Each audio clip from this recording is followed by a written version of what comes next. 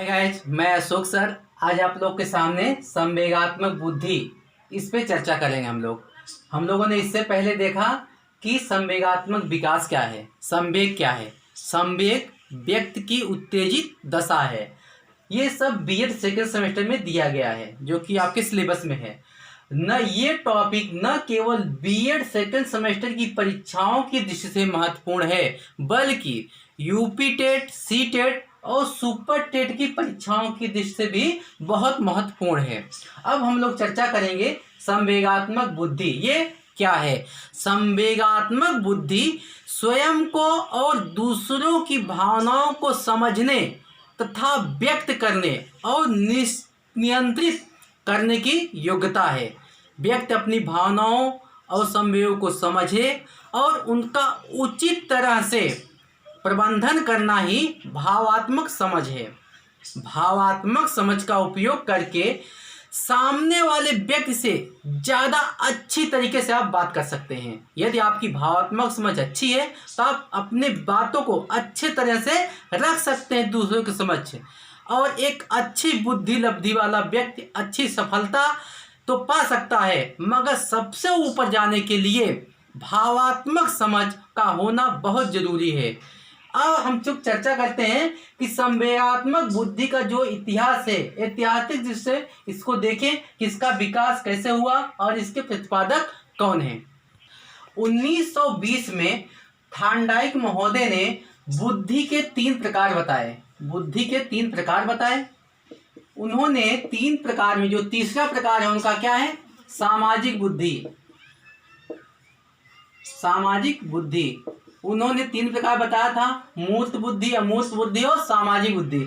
ये जो सामाजिक बुद्धि है यही से इसकी ओर आकर्षित करता है, संवेगात्मक बुद्धि आकर्षित करता है। यानी सबसे पहला आकर्षण थार्नडाइक महोदय ने दिया। उसके बाद इब्राहिम मोस्ले 1950 में भावात्मक बुद्धि शब्द का प्रयोग किया। तत्पश्चात 1966 में बारबरा ल्यूनर महोदय ने भावात्मक बुद्धिमत्ता शब्द का प्रयोग किया। ये पूछा जाता है अक्सर, और तब जाके इसका संबंध उन्होंने संवेगात्मक बुद्धि से बताया। उसके बाद 1983 में हार्वर्ड गार्डनर महोदय ने बहुबुद्धि सिद्धांत दिया था, जिसमें उन्होंने बुद्धि के कितने प्रकार का बताए थे? 7 प्रकार बताए थे कि बुद्धि 7 प्रकार की होती है। और जो छठा और 7वां बुद्धि का प्रकार है, छठा क्या था? व्यक्तिगत आत्म बुद्धि, और 7वां जो था व्यक्तिगत अन्य बुद्धि। ये भी भावात्मक बुद्धि के आधार पर बताया गया था। और अब देखेंगे हम लोग सबसे इम्पोर्टेंट 1990 में जॉन मेयर और पीटर सोलोवे ने सबसे पहले संवेगात्मक बुद्धि शब्द का प्रयोग किया। उन्होंने कहा कि ये सबसे पहले इस शब्द का प्रयोग किया। ये कहाँ के हैं? अमेरिका के हैं। अमेरिका के हैं। इनकी एक पुस्तक थी, ये दोनों ने 2 पुस्तक लिखा था। पहला what is EI, emotional intelligence, और दूसरी पुस्तक जो लिखी थी वो था संवेगात्मक विकास एवं भावात्मक विकास। ये इनकी 2 पुस्तक थी जो कि बहुत पूछा जाता है। और संवेगात्मक बुद्धि और भावात्मक विकास, ये परीक्षाओं में जो ये प्रश्न है, ये पुस्तक है व्हाट इज EI, ये अक्सर पूछा जाता है। अब और उसके बाद जो 1995 में डेनियल गोलमैन, ये भी अमेरिका के हैं। वर्तमान समय में जिस रूप में संवेगात्मक बुद्धि की हम चर्चा कर रहे हैं, संप्रत्यय आ रहा है सामने, उस आधार पर संवेगात्मक बुद्धि के प्रतिपादक डेनियल गोलमैन को माना जाता है। इन्होंने एक पुस्तक लिखी थी संवेगात्मक बुद्धि बुद्धि लब्धि से अधिक महत्वपूर्ण क्यों, ये इनकी एक पुस्तक थी। और हम लोग अब चर्चा करेंगे कि इसके बुद्धि के कारक या तत्व। एक बात और इन्होंने कही थी गोलमैन ने कि जो 21वीं सदी है, 21वीं सदी है ये महिलाओं के लिए है। इन्होंने ये माना संवेगात्मक बुद्धि का विकास सबसे पहले महिलाओं में आता है। ठीक है, अब हम लोग चर्चा करेंगे इसके कारक। संवेगात्मक बुद्धि के तत्व देखेंगे। गोलमैन ने संवेगात्मक बुद्धि के 5 तत्व बताए हैं। पहला उन्होंने बताया कि आत्म जागरूकता, यानी यह कह सकते हैं आत्म चेतना भी कह सकते हैं। आत्म चेतना कहने का मतलब यह है कि व्यक्ति अपने बारे में जानता रहे कि मैं ये कार्य कर सकता हूँ या नहीं कर सकता हूँ, मुझ में इतनी क्षमता है या नहीं है, ये जरूरी है। ये इसका पहला तत्व है। दूसरा है आत्मनियंत्रण। सबसे महत्वपूर्ण होता है आप किसी कार्य को कर रहे हैं तो आत्मनियंत्रण का होना जरूरी है। जैसे कि परीक्षा के टाइम में, परीक्षा के समय में आपके पास मोबाइल है, आपने सोचा कि हम मोबाइल नहीं देखेंगे, लेकिन 1 घंटा नहीं बीतता है, 1 घंटे नहीं होते हैं, आप तुरंत मोबाइल को टच करते हैं, हाथ लगा, नहीं, आप में आत्मनियंत्रण नहीं है। ये होता है इस संवेगात्मक विकास के तत्व।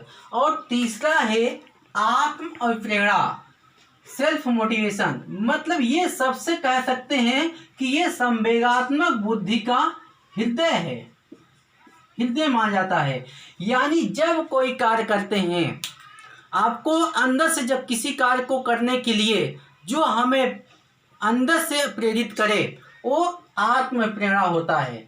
बगैर इसके हम कोई कार्य नहीं कर सकते हैं। हमेशा सोचना चाहिए आदमी को आई कैन डू इट, हम इसे कर सकते हैं, हम इसे इस कार्य को कर सकते हैं। आप जब भी कोई कार्य करना चाहें आप पहला यही करें आई कैन डू इट, हम इसे कर सकते हैं। इससे आपको जब आत्मप्रेरणा मिलेगा तो आपके कार्य में हमेशा सफलता मिलेगा। ठीक है, जीवन को सुखमय बनाने की ये विधि है। दूसरा है, अगला है परानुभूत सहानुभूत।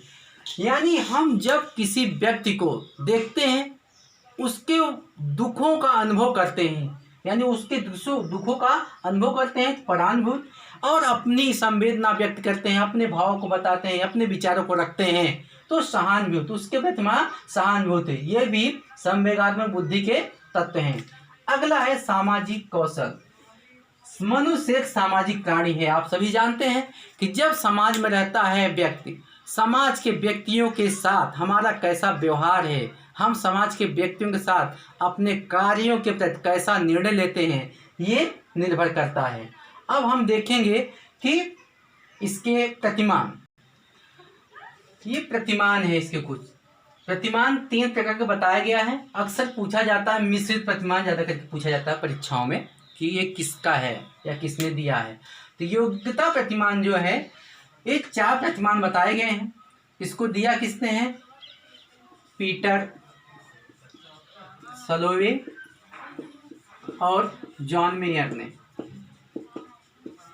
यानी कहे कि इसमें जब कोई व्यक्ति देखता है किसी को, प्रत्यक्षीकरण करता है और उसके संवेगों को समझता है और प्रबंधन करता है, ये सब उसके प्रतिमान हैं। और संवेगों को अपना विचार प्रस्तुत करता है उस पर। ठीक है, जो प्रत्यक्षीकरण किया रहता है उस पर अपनी क्या राय देता है, अपना क्या तर्क प्रस्तुत करता है, ये सब है। और इन्होंने माना, और गुण प्रतिमान, इसको केवी पेट्राइस महोदय हैं, उन्होंने ये दिया है। और उन्होंने माना गुण पर आधारित प्रतिमान होते हैं, यानी योग्यता पर नहीं, गुण पे माना है। और अंतिम में ये कहा है मिश्रित प्रतिमान, ये गोलमैन ने दिया है। गोलमैन, ये टेट सुपर टेट की परीक्षाओं में पूछा जाता है मिश्रित प्रतिमान किसने दिया है, तो गोलमैन ने। इन्होंने क्या किया, ये दोनों योग्यता प्रतिमान और गुण प्रतिमान दोनों का मिश्रण बताया इसमें। ठीक है, अब हम लोग देखेंगे संवेगात्मक बुद्धि विद्यालय और शिक्षक की क्या भूमिका होती है इसको विकास करने में। संवेगात्मक बुद्धि के विकास में विद्यालय तथा शिक्षक की भूमिका क्या होती है, इस पर चर्चा करेंगे। तो संवेगात्मक विकास जो होता है ये विद्यालय और शिक्षक पर काफ़ी प्रभावी रहता है, या काफ़ी कुछ उस पर डिपेंड होता है कि उनका विकास विद्यालय और शिक्षक से हो सकता है।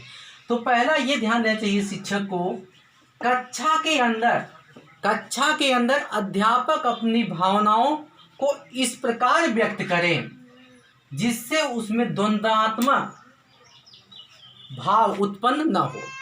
जैसे यदि कोई छात्र है, किसी छात्र को आप डांट रहे हैं या आप अशिष्ट व्यवहार कर रहे हैं, तो छात्रों का संवेगात्मक बुद्धि जो होता है वो नकारात्मक प्रभाव डालेगा।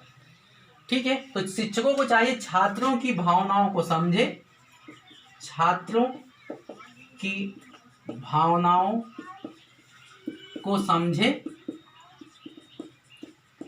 और उनके साथ अच्छा व्यवहार करें।